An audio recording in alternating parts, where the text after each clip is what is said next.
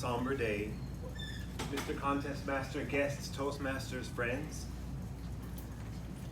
Two people that I knew were killed tragically last year by deadly force. Today, before I share a little bit about one of their stories, I just want to have my own moment of silence. And then I'll share the story of Jane.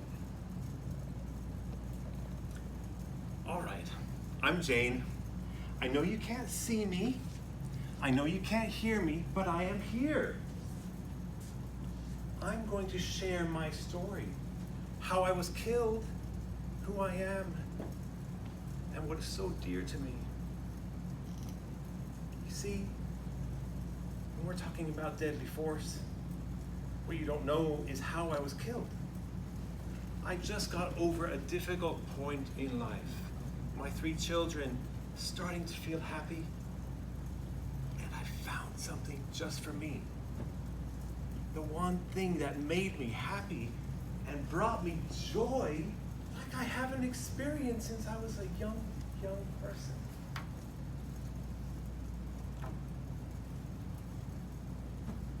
.6 seconds.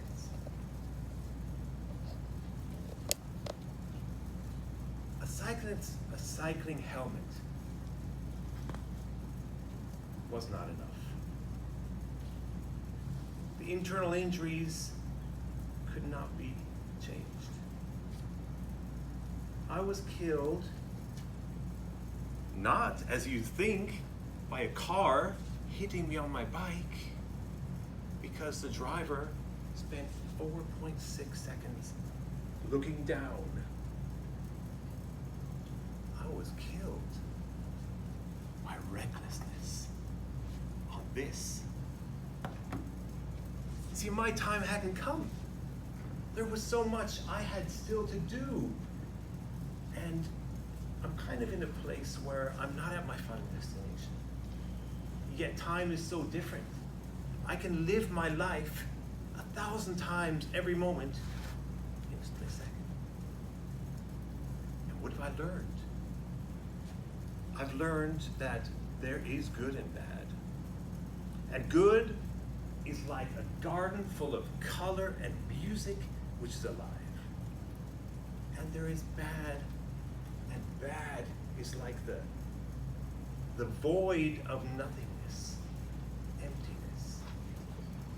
And to put it into words that you may understand here, bad is the absence of good. Simple as that.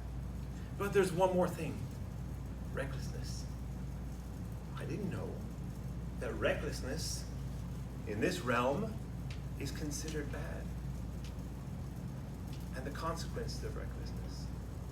I know that the person who hit me didn't intend for me to lose my life. But the consequences of recklessness. And oh, so many times I've gone back and I've shouted, "Put it down!" But to no avail. I would just hope, if there was any way you could hear me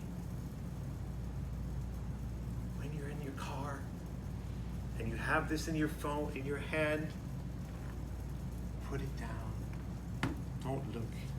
This is a deadly weapon. You see, the other thing I learned is that ignorance is forgivable the first time. The second time, it's willful negligence. Would we drive our cars in a neighborhood where we know our kids and our grandkids are playing and be looking at our phone? No. So until I get to where I need to be, my message is put it down. And occasionally I visit the person who ran me over. Funny enough, it's another mother.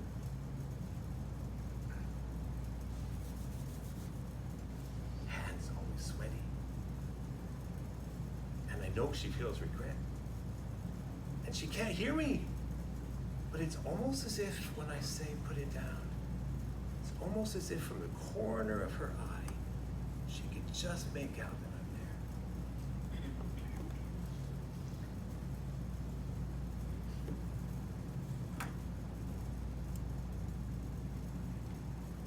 Friends, as we go through Jane's life, I sometimes wonder